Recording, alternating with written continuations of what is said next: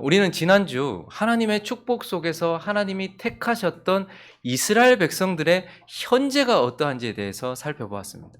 그들은 자기 스스로를 근거로 하여서 율법을 행함으로써 하나님 앞에 의롭게 되려 하다가 결국 실패했고, 힘써 하나님에 의해 복종하지 않음으로써 지금 하나님께 불순종하고 있으면서 하나님과 반목하면서 하나님께서 선택하신 그 민족들이, 하나님께서 선택하신 하나님의 백성들이 결국 하나님과 원수가 되어 있는 현재, 우리는 이것을 살펴보았습니다. 그리고 또한 우리는 그러한 이스라엘을 바라보고 계시는, 그러한 이스라엘 앞에 계시는 하나님의 현재도 살펴보았습니다. 하나님께 원수가 된 그들을 향하여 하나님은 지금도 여전히 이방인들에게만 뿐만 아니고 그들에게도 복음을 듣게 하십니다. 계속해서 듣도록 누군가를 보내시고 복음을 들려주시면서 두 팔을 벌리시고 지금도 종일 자기에게 원수가 된, 자기를 떠난 불순종하고 있는 하나님의 백성들을 향해서 손을 벌리고 기다리고 계신다라고 이렇게 말씀하셨습니다. 이제 오늘 본문은요, 하나님께 큰 축복으로 선택을 받았음에도 불구하고 하나님께 지금 불순종하고 있고 하나님과 지금 거리를 두고 있고 지금 하나님께 원수되어 있는 이스라엘 백성들을 대하는 바울의 현재를 우리는 오늘 본문을 통해서 살펴보려고 합니다.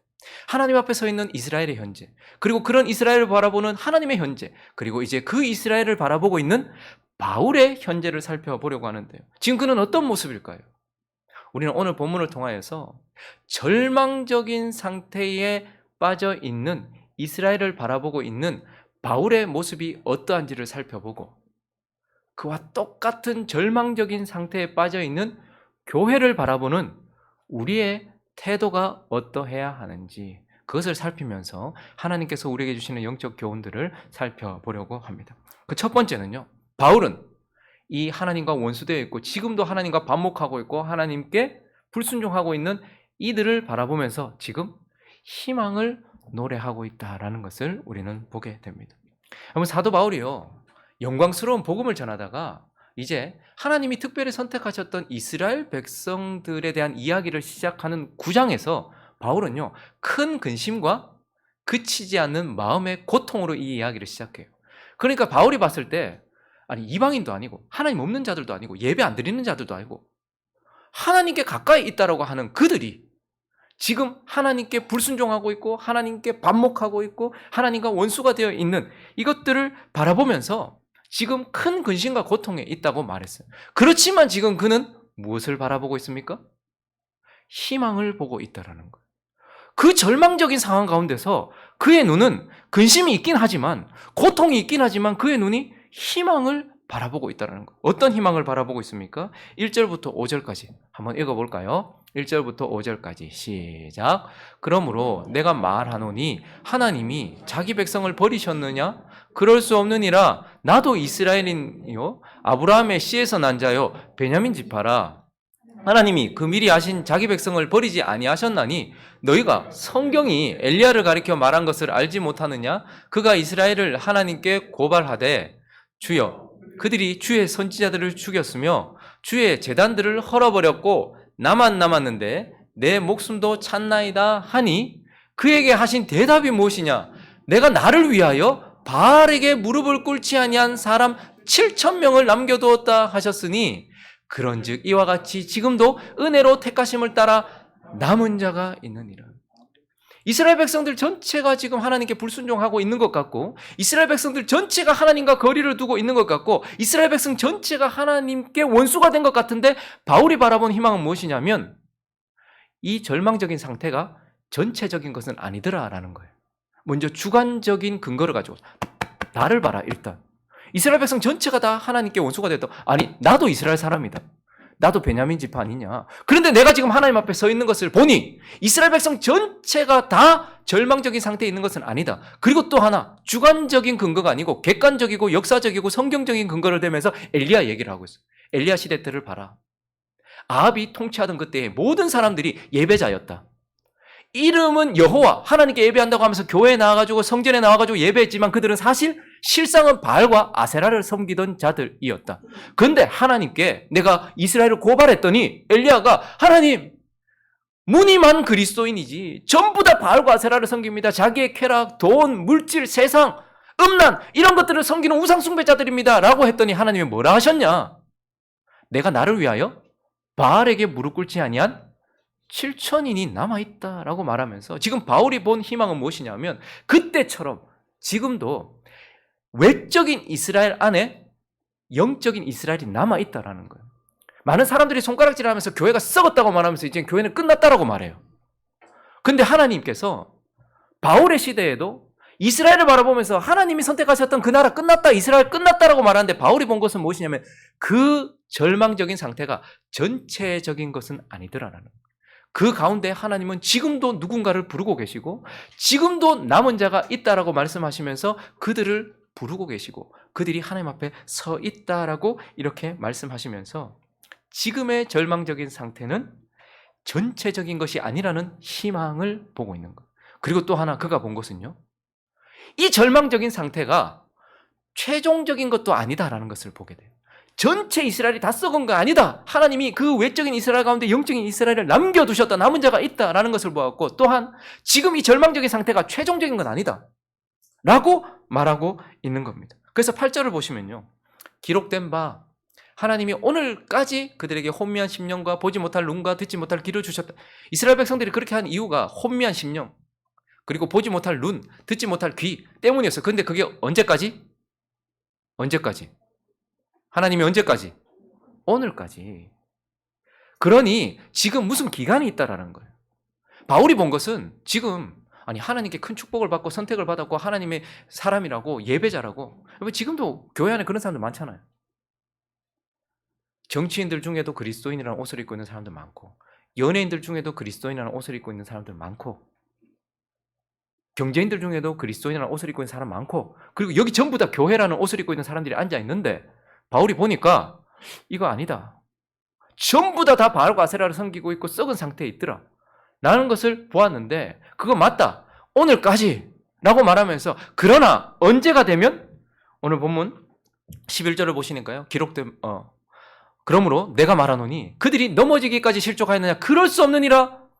그들이 넘어짐으로 구원이 이방인에게 이르러 이스라엘로 시기 나게 함이니라. 그러니까 지금 이스라엘 백성들이 하나님 떠나 있는 거 맞다. 지금 이스라엘 백성들이 하나님께 불순종하고 있는 거 맞다. 지금 하나님의 백성들이 하나님께 원수된 건 맞다. 그러나 언제까지?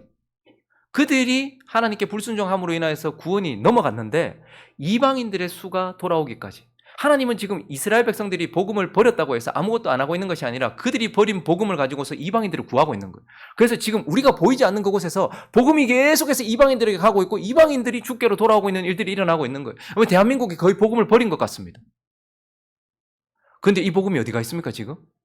우리가 버리면 끝나는 것입니까? 아니에요.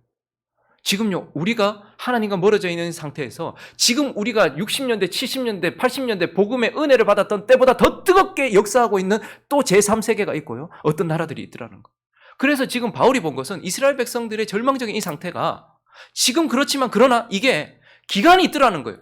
지금 이방인 수가 어느 정도 차면은 분명히 다시 이스라엘 백성들이 돌아온다.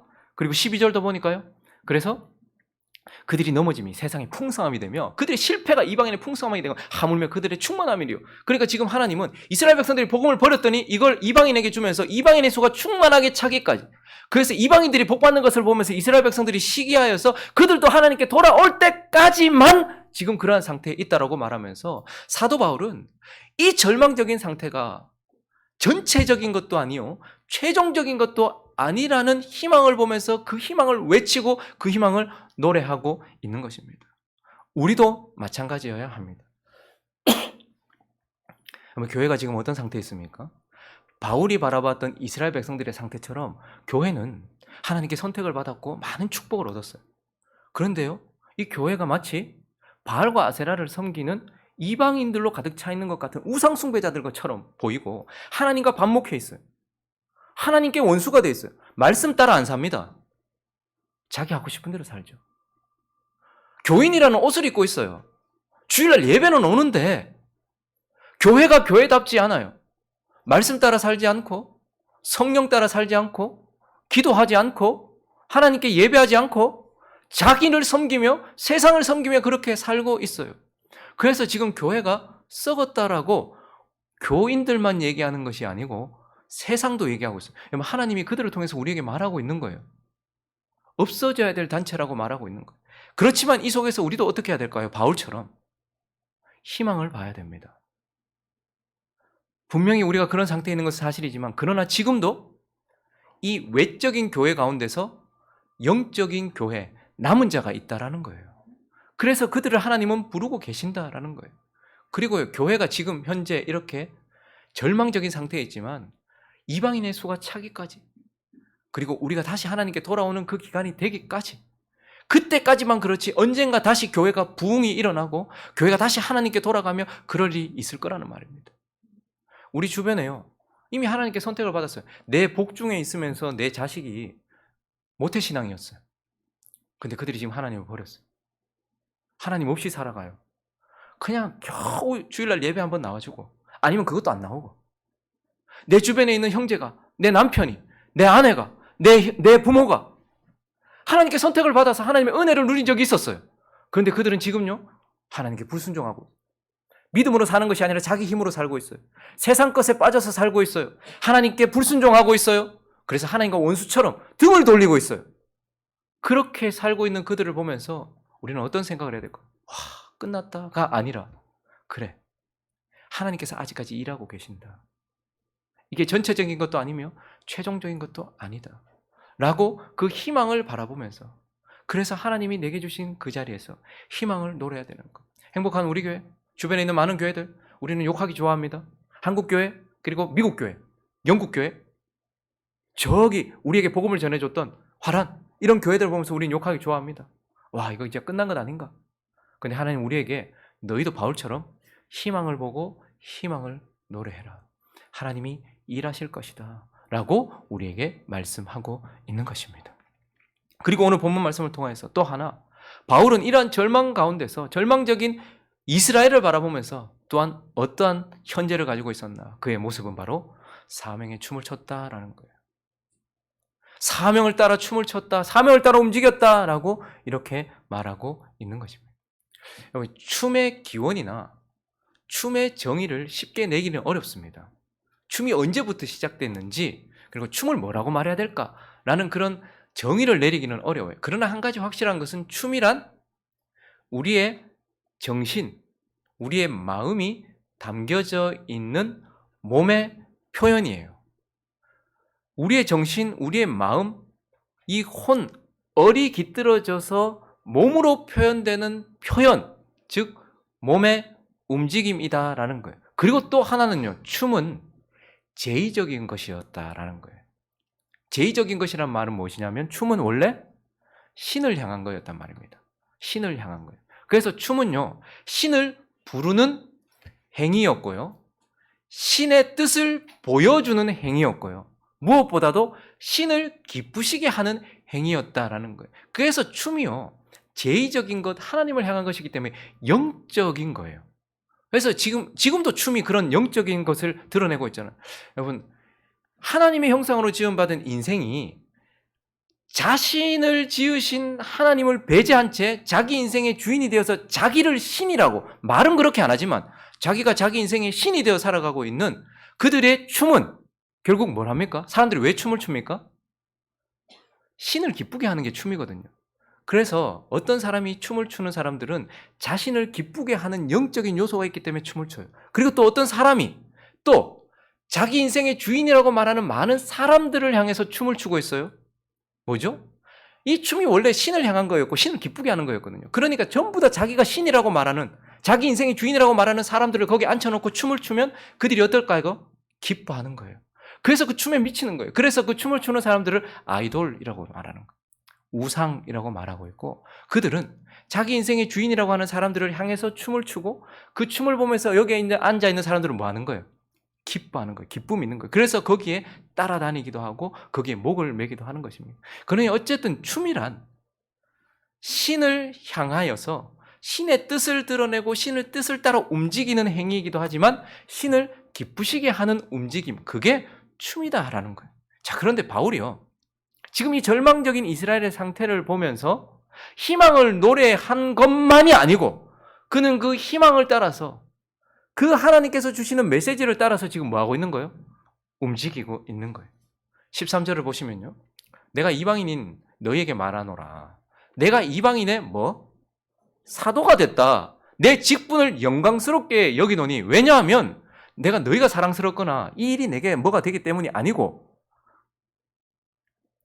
이는 혹 내 고륙을 아무쪼록 시기하게 하여 그들 중에서 얼마나 구원하려 함이니라. 그러니까 하나님은 이스라엘 백성들을 지금 우둔한 가운데 두고 있고 하나님과 반목하고 있는 원수된 자리에 있지만 그러나 언젠가 하나님께서 이들을 돌이키셔서 다시 하나님께로 돌아오게 할 거다. 그런데 돌아오게 하기 위한 수단이 무엇이냐면 이방인의 수가 차야 된다는 거예요.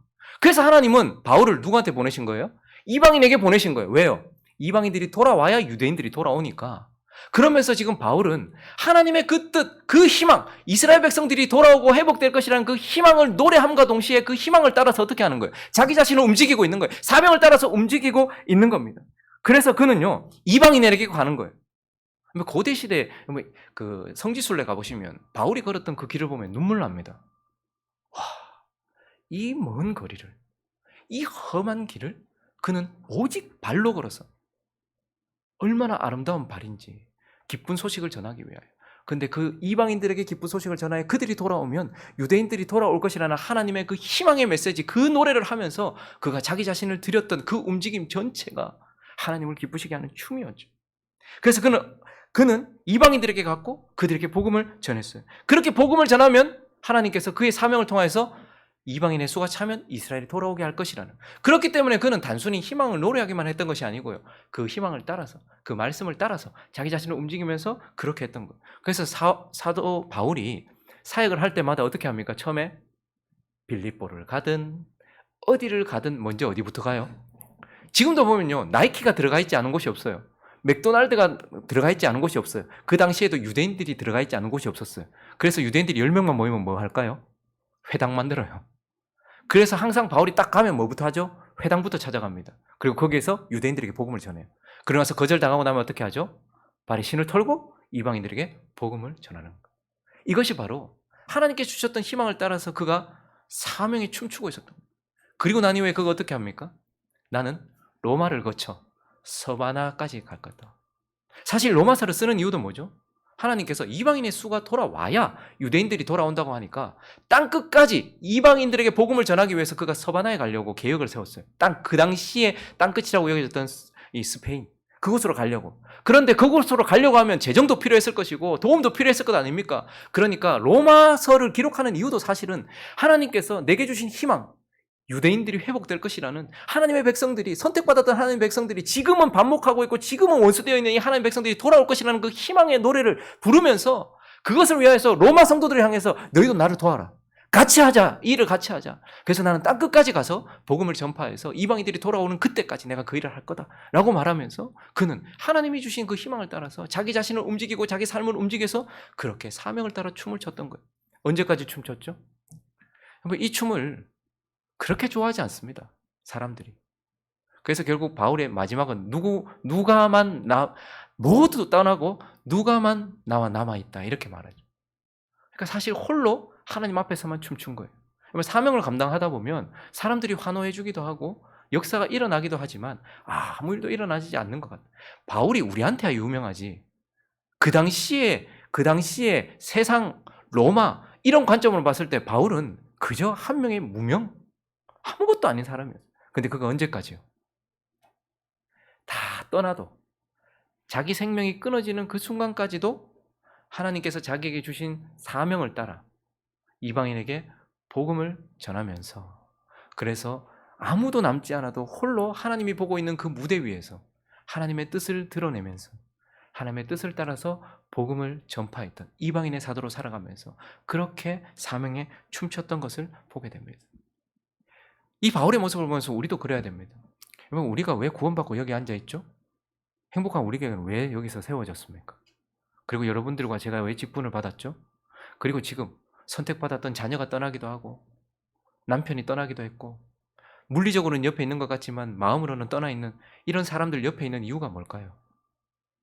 하나님이 바울에게 이방인에게 복음을 전하는 사명을 주셨던 것처럼 우리 또한 교회를 회복하기 위하여, 그리고 지금 하나님께 멀리 떠나 있는 지금 하나님과 멀어져 있는 그 누군가를 돌아오게 하기 위해서 우리에게 주신 사명을 감당하라고 우리가 여기 있는 것입니다. 우리 또한 그래서 내 옆에 있는 그 누군가를 위하여서 기도하는 사명, 그리고 그에게 그리스도를 보여주는 사명, 내가 말씀대로 살아가는 사명, 이것을 보여줄 때에 하나님은 내가 희망을 노래하고 그 희망을 따라서 춤추며 사명을 감당할 때에 하나님께서 그 일을 통해서 지금 저와 여러분이 바울의 열매로 여기 앉아 있는 겁니다. 그가 하나님이 주신 사명을 따라서 춤췄을 때에 저와 여러분에게 복음이 전파되어서 지금 여기 있는 것 아닙니까? 그리고 유대인들이 지금 돌아오고 있는 것을 우리는 보게 되는 것입니다.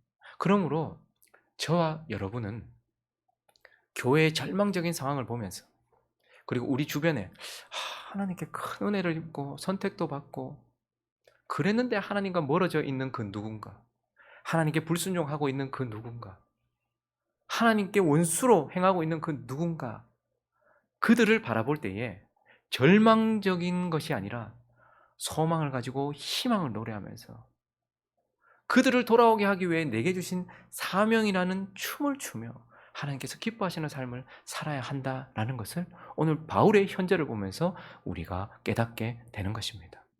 말씀을 정리하겠습니다. 우리가 창조된 목적이 무엇이죠? 저와 여러분이 왜 창조되었을까요? 이유는 하나입니다. 하나님을 예배하기 위하여. 그분을 영화롭게 하고 그분을 영원토록 즐거워하는 것, 그분이 주신 것을 가지고 기뻐하고 누리라고. 그리고 저와 여러분이 구원받은 이유는 무엇일까요? 그것 또한 마찬가지입니다. 예배하라고. 그러면 예배는 무엇입니까? 예배는 하나님의 뜻을 따라 살아가는 내 삶 전체가 예배인 거예요. 하나님의 뜻을 따라서 나를 움직이는 삶, 그게 예배고요. 예배란 결국 하나님이 내게 주신 말씀, 하나님이 내게 주신 소망, 하나님이 내게 주신 마음, 하나님이 내게 주신 뜻을 따라 나를 움직이는 춤, 그것이 바로 예배인 것입니다. 우리 주 예수 그리스도께서는 모든 사람이 죄를 범하며 하나님의 영광에 이를 수 없는 그 절망적인 상황 가운데서도 몸을 입고 이 땅에 오셔서 하나님이 주신 희망의 노래를 부르며 십자가를 향하여 춤추며 걸어가셨던 분이십니다.